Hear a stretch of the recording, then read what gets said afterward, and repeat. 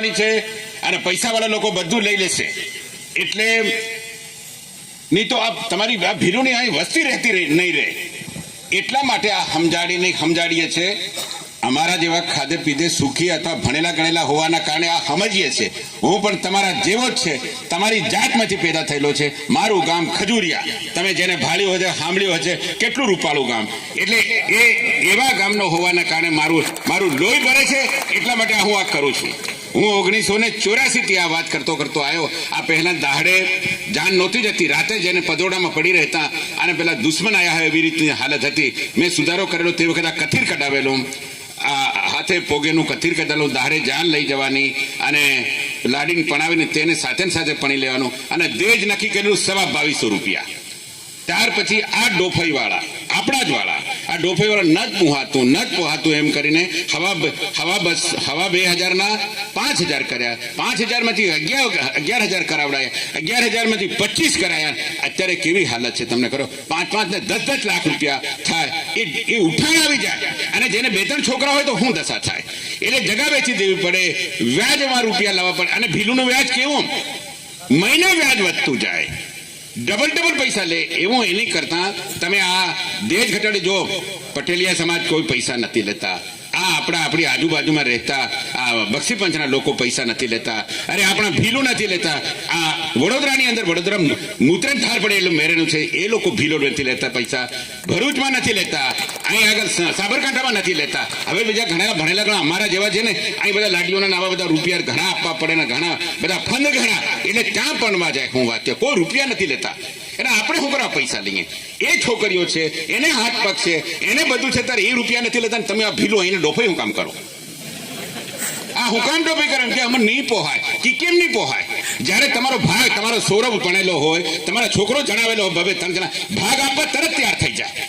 પેલો કોહડું લઈને મારવા જાય તે એની બદલા બિચારીઓ કશું કરતી નથી. છોકરી ભાગ નથી માંગતી અને એને ભણાવવાની છે. પાછા એને વેચી ખાઓ તમે. હવે અહીં વેચતા આ ગુજરાતમાં વેચી આ ભાગ હાટે કરવા જાય. પેલી બૈરીઓ લઈ લે છે ત્યાંના પટેલો અને છોકરીઓ પણ લઈ લે છે. આવું હું મારી જાતે મારી પાસે ફરિયાદ કરવા આવે, હું ફરિયાદ કરીને ત્યાંના ફોજદારને કહું, ત્યાંના ઇન્સ્પેક્ટરને કહું, ત્યાંના ડીએસપીને કહું. બધી છોકરીઓ પાછી નથી આવી શકતી. એટલે ઘણીઓ ત્યાં રહી જાય. હું તમને એવા દાખલા હું કરવા જાઉં હાથ પડી જાય. એટલી બધી વાતો છે મારી પાસે.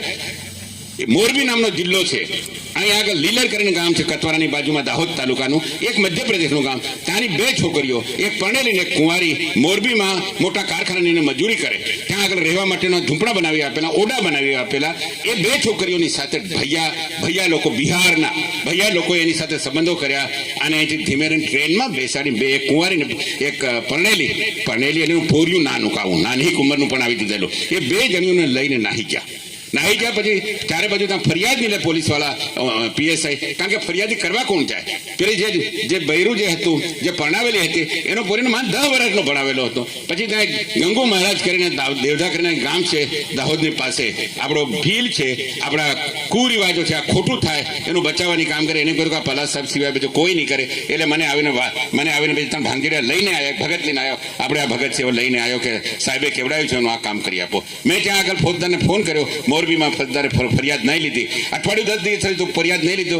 એટલે મેં કંટાળીને એક દિવસ DGPને ફોન કર્યો. ગુજરાત રાજ્યનો મોટો પોલીસ વડો, આખા રાજ્યનો મોટો મિસ્ટર P.T. ઠાકુર કરીને, એ આપણો જાતનો આદિવાસી, એ બીજા રાજ્યનો હિમાચલ પ્રદેશનો પણ મારો મિત્ર અને આદિવાસી હોવાને કારણે મેં એમ કીધું કે સાહેબ, અમે અમારા મજૂર લોકો, અમારા આદિવાસીઓ બૈરા છોકરા જે મજૂરી કરવા જાય તો બીજા ભૈયાઓ લોકો માટે અમે મોકલીએ છીએ છોકરીઓ. અમારી 2 છોકરીઓ ઉપાડી ગયા ત્યાં આગળ. એટલે એની વિરુદ્ધ ફરિયાદ નથી દાખલ, કશું નથી. એને મને એમ કીધું કે એક બીજો ફેક્સ કરીને લેખિતમાં ફરિયાદ મોકલો. મેં લેખિતમાં ફરિયાદ મોકલી અને સાહેબને કીધું. એટલે સાહેબે છે ને ત્યાંના મોરબીના DSPને કીધું. એટલે DSPએ ત્યાંથી મને ફોન કર્યો કે મારો નંબર હતો, એમ કે શું ફરિયાદ સાહેબ. મેં કીધું આવી રીતે 2 છોકરીઓને ભૈયા ઉપાડીને લેતા રહ્યા બિહારમાં.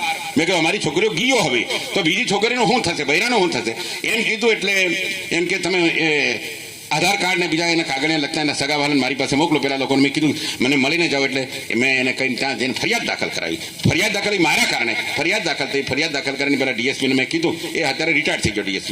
એને કીધું કે તમે જઈને આ છોકરીઓ પાછી જોઈએ અને જોયા ત્યારે મારી ઓફિસમાં લાવજો. પેલા એના સગાવાલાને કીધેલું. એને ઓળખે કોણ, ભૈયા લોકોને કોણ કરે. પણ આ જે ભીલો હતા એટલા બુદ્ધિશાળી થોડાક હતા.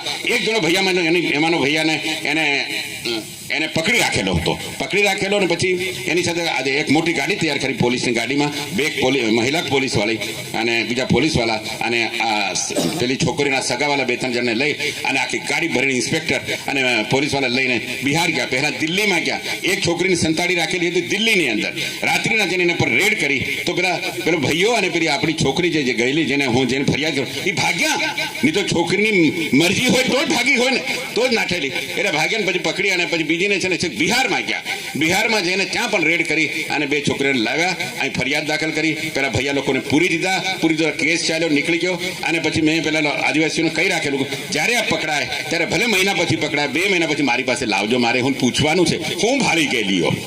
મેં કહ્યું હું ભાળી ગયેલું આટલા ભૈયા લોકોને. તો ટ્રેનમાં બેસીને કાલુપુર રેલવે સ્ટેશનથી ટેસ્ટી જાય, મને એમ કે હમણ કશું કરી દીધેલું એટલે એમ કે નાહી ગયેલું. હું કરી દે કઈને એવી વિદ્યા છે. પણ આવી રીતે મેં એને બહુ કીધું કે ભાઈ હું કરવા તમે નાહી ગયેલીઓ, અહીં આદમી નથી મળતા, કેમ ત્યાં નાહી ગયેલીઓ. એ કુંવારી હતી ને પેલા કીધું તારો ધણી અહીં છે અને તું કેવી રીતે ભાગી ગયેલી એમ કરી. પછી મારી મર્યાદામાં વાત કરું ને, મેં એકલી ઓફિસમાં બેસાડીને 2 જણીઓને વાત કરી. બીજી વાત નહીં કરું પણ આ તમને કહું, આવી રીતે ભાગ હાટે ખેતી કરીને ત્યાં તેની બહેરીને ભાળીને ભાગ હાટે રાખે છે, એને છોકરીને ભાળીને રાખે છે. આપણે છોકરીઓનું સત્યાનાશ વાલે છે, આપણું ઘણું ખોટું કરે છે એ લોકો પણ ગરીબાઈના કારણે. અને આ ભાગ હાટે એટલા માટે છે, આ નોતરાના કારણે, મમેરાના કારણે, આ લગ્નને કારણે દેવું થઈ જાય એટલે તમારા તાલુકાના આ મધ્યપ્રદેશના બોર્ડર ઉપર બધા આખા સૌરાષ્ટ્રમાં પડ્યા છે. એટલે મહેરબાની કરીને આ દેજને માન્ય ગણો તો તમારું ભલું થાય, આવતી પેઢીને ભલું થાય, બધાના થાય. આ બીજા આજે આપણી આજુબાજુના બક્ષીપંચના લોકો છે, આ પટેલિયા સમાજ છે, એ લોકો માન પૈસા નથી લેતા ને એના એ કામે હજી નથી જતા. એનું ઘોર કેમ ચાલે, આપણું કેમ નથી ચાલતું? આ બધા ખોટા રિવાજના કારણે, આ ખોટા રિવાજના કારણે. અને ડોફાઈ ઘણા કરે, જરાક બાટલી પીધી નથી, જરાક પીધું અને ફળિયાની અંદર કે ના હું તો લેવાનો, ના હું તો લેવાનો, એક ઝાપટ મારે નહીં કેવી રીતે લઈ ગયા. બધાએ નક્કી કર્યું છે કે આપણે આ કરવાનું છે. એટલે આવું નહીં થાય. આ મારો વર્ષોનો અનુભવથી હું આ કહું છું. મેં ઘણાને પૂરી દીધેલા, ઘણાને કંઈક કરેલું. હવે હું આ કંઈ નહીં બતાવું પણ મિત્રો આપણું ભલું કરવા માટે, આખા સમાજનું ભલું કરવા માટે મારો નંબર બધા પાસે છે. જરૂર પડે તો દાહોદ મને મળજો, દાહોદ ફોન કરજો, મળવાનો નહીં આવે. કઈનો નહીં માને તો હું તરકડાને કહીને એનું સીધું કરાવશું. કારણ કે આ તરકડા જ કરી શકે, એના સિવાય બીજાને કોઈ માનતા નથી. આ ભીલો તરકડા સિવાય કોઈને માનતા નથી. એટલે તરકડાને કહેવાની જવાબદારી મારી. આ મારી કરતા મોટા સાહેબ છે, એ પણ કરી શકશે પણ એમને હજુ અનુભવ નથી આપણા વિસ્તારનો. મને બધી જાતનો અનુભવ છે એટલે હું દાહોદમાં જ રહું છું, બધા ફરતો હોઉં છું. હું મારા ગામ આવું, જેસાવાડા આવું, જેસાવાડા મારું ઘર છે, બધી જગ્યાએ છે. એટલે મિત્રો ફરીથી આ ઝુંબેશ ઉપાડી આ બધા તમે બધા ભેગા થઈ રહ્યા, નગરસિંહ પલાસના કહેવાથી નહીં, આ તમારા બધા મોહનિયા ભાઈઓ, આ બધા જ જેટલા છે એટલા બધા નામ નથી આવડતા. જેને ઓળખું થોડાક જણાને જ ઓળખું, 8-10 જણાને જ ઓળખું, બાકી નથી ઓળખતો. જેને ઓળખું છે જ્યાં જ્યાં મને મળ્યા હોય એટલા. એટલે તમે બધા એકતા કરીને નહીં માનતો હોય એને સમજાવવાની કોશિશ કરો. એને એમ કે જો નહીં માને ફોજદારમાં ફોન કરી દઈશું અથવા ફોજદારને જેને ફરિયાદ કરવું એ ઘડી વાંકો વળી જાય, એની કરતા રહેવા દે. અને એમ કરીને તમારે એને સમજાવવું પડશે તો જ માને. પછી બાનું કરે મારી બૈર નથી માનતી કે કેમ નહીં માને, બૈર પોતાની બૈરી કે કેમ નહીં માને, પણ એમ કરીને બાનું કરે. એમ કરીને આ પેલી જે વાત કરીને બીજી આ ટોળો જે ગાડીઓ લઈ લઈને જાય એ પુમાવા હારું એમ કે ઘણો જ કાપેલો છે. એમ કે પુમા બધાને ખબર છે તૂટ પૂંજીઓ છે, હું કામ ગાડીઓ આટલે બધે લઈ જાય. એટલે આ ડોફાઈ કરવા માટે આ નાના પોરિયા બબે બેસાડી રાખેલા જીપમાં કોને બતાડવા માટે? ભાઈ બધાને ખબર છે કે આની તાકાત કેટલી છે, એને જગા કેટલી છે, કેટલા રૂપિયા છે, એના સીતરા પહેરવાથી ખબર પડી જાય કે આના સીતરા કેવા છે. એટલે આવું એમ કરીને પુમાવા માટે આ લઈ જાઓ. એમ કે નગરસિંહ લઈ ગયો 50 ગાડીઓ, હું 51 ગાડીઓ લઈ જાઉં, એમ કરીને હાલા કરે. એટલે મહેરબાની કરીને આ દેખાદેખી બંધ કરાવવાનું. હું કામ તું આવું કરે, હું કામ આ રૂપિયા ખર્ચે, કાલે કઈ ઉખડી જાય તો રસ્તામાં શું દશા થાય કે નહીં થાય? મરવાનું કઈ નક્કી છે? આજે અહીં બેઠા છે ને હું અહીં ગાડીમાં જતો હોય કે ગમે ત્યાં ફટ દઈને મરવાનું થઈ જાય. એટલે આવું બધું સમજાવવાનું એનું. એટલે મહેરબાની કરીને કરજો અને આ બરાબર તમારું ને મારું બધાનું ભલું થાય. તમે રાજી હોય, તમે સુખી હોય, હું છાતી ઠોકું. આખા રાજ્યની અંદર સૌથી 50માં 50 સૌથી ગરીબમાં ગરીબ કોઈ તાલુકો હોય તો ધાનપુર તાલુકો. સમજી ગયા? ધાનપુર તાલુકો. એવા તાલુકાના લોકો જ્યારે તૈયાર થયેલા, હું આ રાળુને ઓળખું, આ ભાઈ આ બંને મોહનિયા સાહેબને પેલા માવી સાહેબને રાવજીભાઈને ઓળખું, એવા થોડાક લોકો નીનામ અમને સાહેબને ઓળખું, એટલે થોડાક લોકોને ઓળખું. પણ મારી લાગણી તમારા પર છે. તમે મારા પેલો મોદી સાહેબ કે એવી રીતે તમે મારા પરિવારજનો છો, મારા કુટુંબીજનો છો, આપણી જ જાતિના, એક જાતિના, તમારા જેવા જ મારા મા બાપ છે. મારા મા બાપ ગુજરી ગયા પણ તમારા જેવા જ હોવાના કારણે હું લાગણી કરું છું.